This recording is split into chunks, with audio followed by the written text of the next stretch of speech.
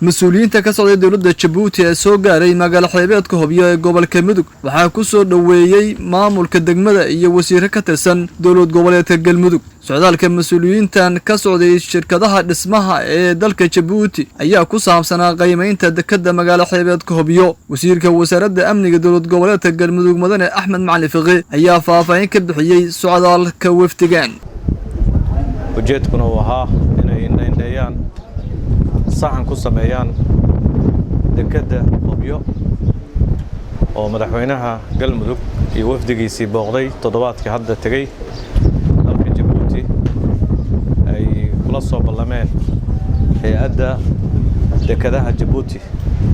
inay hawshaas naga saacido khibradooda iyo aragnimadoodana ay nooga faa'iideeyaan si walaaltinimo ay ku jirto runtii maanta wayna soo booqdeen wayna soo eegeen dhammaan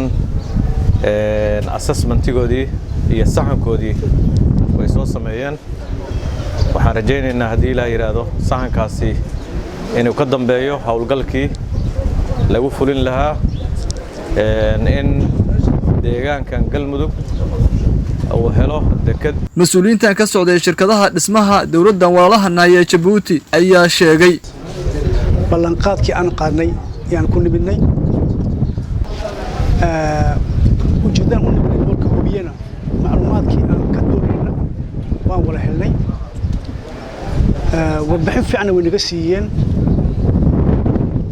waxaan rajaynayaa boorkan Hobyo waa boor aad qiimo badan ku fadhiya oo ay ka dambeeyaan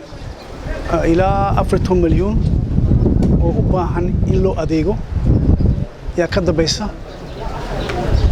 أنا قلنا واحد كتر جرنا بلنتي لقاضي إن شاء الله إنا فلينو أو اسمه سنة عن فلينو ما أنت وحنا نصعد الشغل كانوا ليرا وين وفرانسيسكي يمركان أيوليهين أو سومجر ليرا يعني رجوكتا